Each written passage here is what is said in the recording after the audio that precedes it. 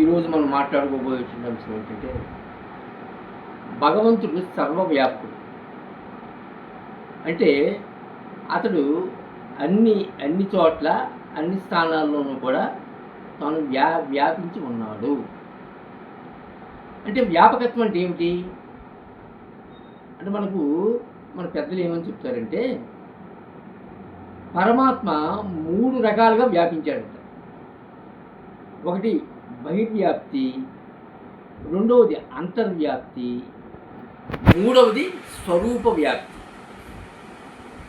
బహిర్వ్యాప్తి, అంతర్వ్యాప్తి, స్వరూప వ్యాప్తి, ఈ 3 భాగాలుగా పరమాత్మ వ్యాపించాడు.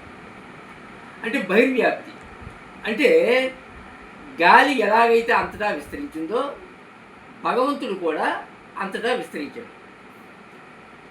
కానీ అంతటా విస్తరించాడు కానీ అన్నిటి లోపలతో లేడు. గాలి అంతటా ఉంటుంది కానీ వాటన్నిటి ఒక వస్తువు లోపలికి గాలి ప్రవేశించదు.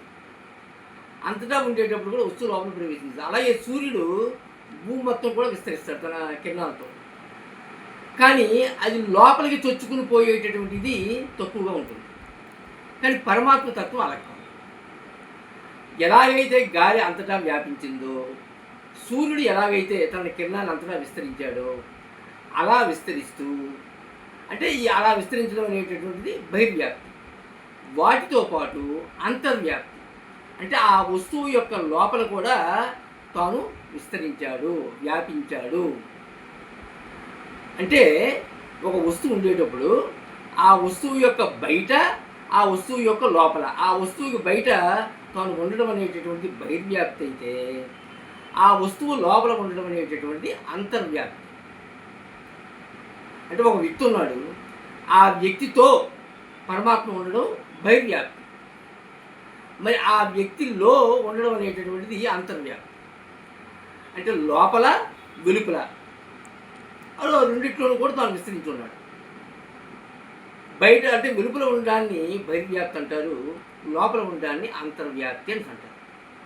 అంటే భగవంతుడు బహిర్వ్యాప్తి, అంతర్వ్యాప్తి రెండు కూడా చెందాడు. చెందిన తర్వాతను మరి రెండింటికి మధ్యన ఖాళీ ఉందా అంటే అక్కడ ఖాళీ లేదు.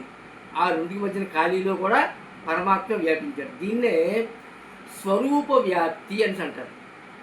అంటే స్వరూపం అంటే రూపం అంటే ఒక ఆకారం, ఒక షేప్, ఒక కొలత. ఏదైనప్పటికీ కూడా ఒక వస్తువు ఉంది, ఒక కుర్చీ ఉంది దానికి కొలత ఉంది, ఒక ఫోన్ ఉంది దానికి కొలత ఉంది, ఒక పెన్ ఉంది దానికి కొలత, ఒక మనిషి ఉన్నాడు ఒక కొలత ఉంది, దాన్ని రూపం అంటాం. మరి స్వరూపం అంటే స్వ అనేటువంటి శబ్దానికి ఆత్మ అని అర్థం.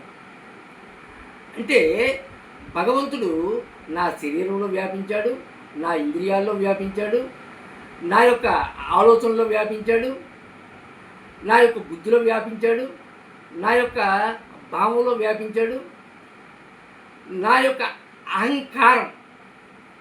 అహంకారంలో కూడా పరమాత్మ ఉన్నాడు.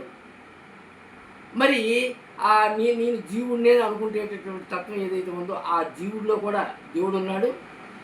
వీటన్నిటిలోనూ తాను ఉండడమే కాకుండా తాను సాక్షాత్తు ఆత్మస్వరూపుడు.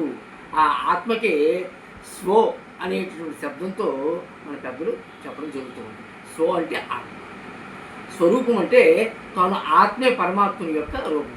మరి ఆత్మ అంటే ఏమిటి? ఏకాత్మ సర్వభూతాంతరాత్మ. ఆత్మ అంటే సమస్త జీవరాశుల్లోనూ కూడా ఉండేటటువంటిది, సమస్తము కూడా తాను అయినటువంటిది. అంటే భగవంతుడు అంటే బహిర్వ్యాప్తి అంటే నామం, అంటే ఏదైతే ఉందో రూపం ఉందో ఆ రూపానికి బయట ఉన్నవాడు పరమాత్మ. అంతర్వ్యాప్తి ఆ రూపానికి ఒక నామం ఉంటుంది లేదా గుణం ఉంటుంది, ఆ గుణం లోపల ఉన్నది కూడా భగవంతుడు. మరి ఆ క్రియతో అయినటువంటి వాడు పరమాత్మ. అంటే నామరూప క్రియల్లో పరమాత్మ అంతటా కూడా వ్యాపించాడు. అలాగే దేశకాల వస్తువుల్లో కూడా భగవంతుడు వ్యాపించాడు. దేశము తానే, కాలము తానే, వస్తువు తానే. దేశంలో వ్యాపించాడు అంటే దూరంలో వ్యాపించాడు, దగ్గర వ్యాపించాడు. కాలం అంటే భూత భవిష్యత్ వర్తమానాలు మూడింటిలో కూడా వ్యాపించాడు. ప్రతి వస్తువులోనూ కూడాను తాను వ్యాపించాడు. సూర్యుడు, చంద్రుడు, భూమి, నక్షత్రం వీటిలో కూడా తాను వ్యాపించి ఉన్నాడు. అంటే దీన్ని బట్టి మనం అర్థం చేసుకోవాల్సింది ఏమిటంటే పరమాత్మ సర్వవ్యాపకుడు. ఇంకా మనం చెప్పాలంటే ఆ వ్యాపకత్వం అనేది కూడా చాలా చిన్న పదము. అతను సర్వాంతర్యామి. ఇది భగవంతుడి యొక్క అసలు తత్వం.